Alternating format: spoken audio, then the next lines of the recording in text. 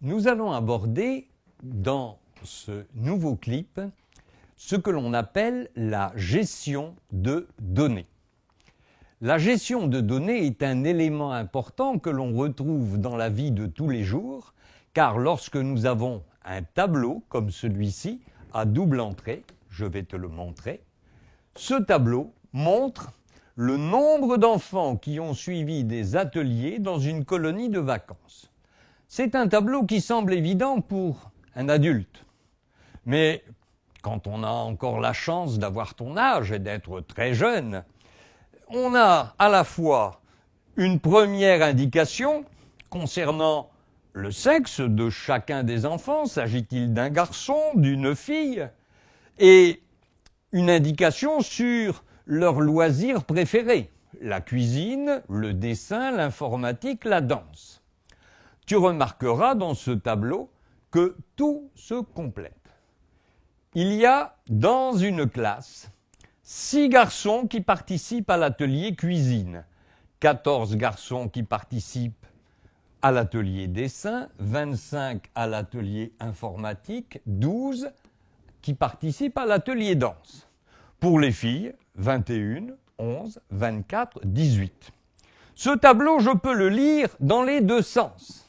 Et ma première question que je vais te poser, combien y a-t-il d'enfants dans cette classe qui participent à l'atelier dessin? À l'atelier dessin, je pars donc de mon indication dessin. J'ai 14 garçons, j'ai 11 filles. Ici, je pourrais donc ajouter, si je le souhaitais, une colonne qui me prouverait qu'il y a au total 14 plus 11 égale 25 personnes qui pratiquent l'atelier dessin. J'ai lu mon tableau en utilisant les lignes horizontales. Deuxième question, et je vais te laisser quelques secondes pour réfléchir. Combien y a-t-il de garçons qui pratiquent l'atelier informatique ou danse? Et j'ai bien dit ou danse. J'ai employé à juste titre le mot ou, car en mathématiques, le ou a une signification bien précise.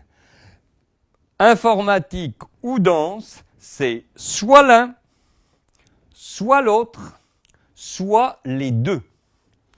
Donc, informatique ou danse, il y a 25 élèves qui pratiquent l'informatique, garçons. Il y a 12 qui pratiquent la danse. Au total, il y a donc 25 plus 12 égale 37 garçons qui pratiquent l'atelier informatique ou danse. J'ai lu cette fois-ci mon tableau dans le sens vertical. Ça peut te sembler évident, mais voici un tableau à trous.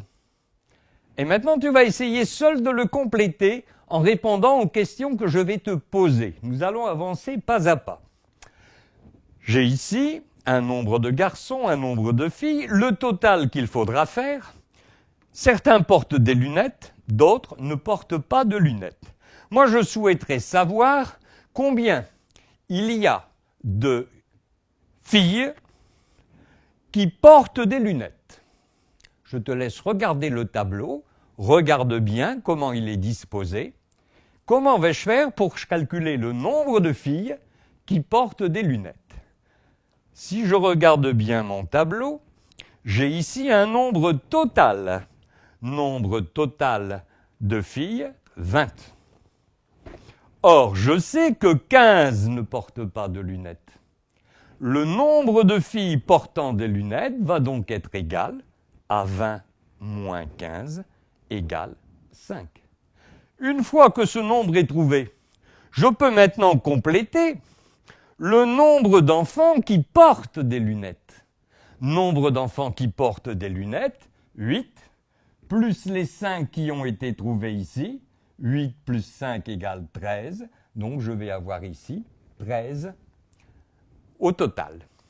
Je peux ensuite, ligne par ligne, compléter mon tableau en sachant que dans ce tableau à double entrée, ce qui est important, c'est qu'en ayant le total vertical, le total horizontal, une colonne, un nombre va être commun.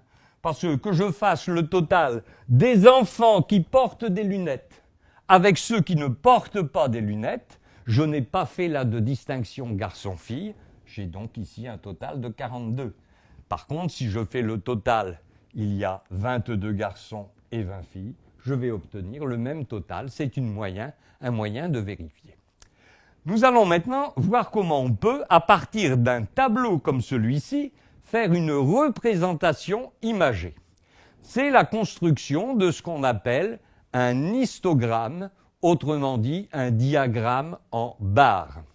Voici un deuxième exemple.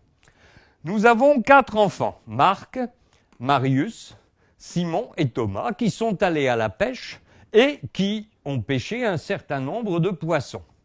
Je sais que chaque carré équivaut à une pêche de 2 poissons. Marc a 2 carrés, il a donc pêché 4 poissons. Marius a 3 carrés, il a donc pêché 6 poissons. Simon, qui a eu moins de chance, en a pêché que 2. Et Thomas, le champion toute catégorie, 1, 2, 3, 4. Il a ici pêché 4 fois 2, 8 poissons, plus un demi-carré, c'est-à-dire 9 poissons. Ça, c'est une représentation dessinée. En mathématiques, nous allons appliquer un certain nombre de règles et nous allons tracer un histogramme. Comment se compose un histogramme? Nous traçons ici un système de 2 axes. Dans l'axe horizontal, nous allons placer les prénoms Marc, Marius, Simon, Thomas, en laissant une case de manière à ce que ça fasse joli entre les deux. Nous allons ici, sur l'axe vertical, tu verras plus tard, on appellera ça les axes des ordonnées. Sur l'axe vertical, nous allons indiquer le nombre de poissons qui a été pêché. Marc en a pêché 4. Je vais donc élever un petit rectangle qui fait un carreau ici de large et je vais élever jusqu'au nombre 4.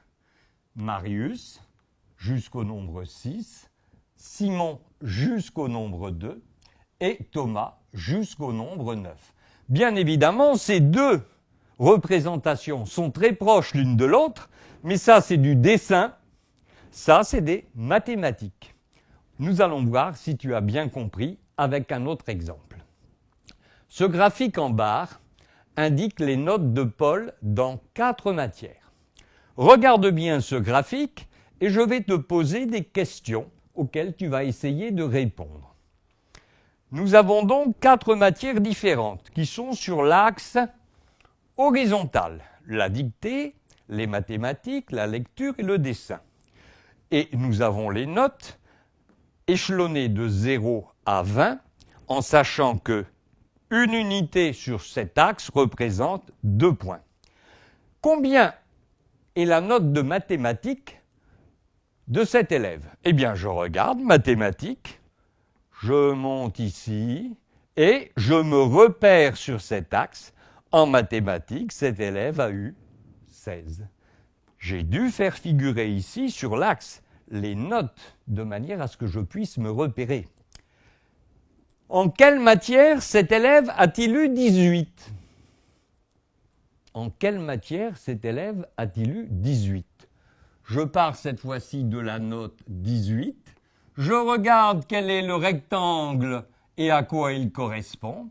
Il correspond à la lecture.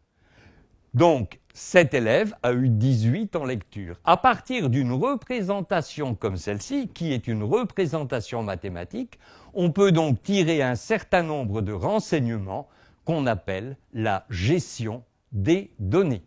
Quand tu seras en CM2 l'an prochain, tu étudieras une autre représentation qu'on appelle le graphique.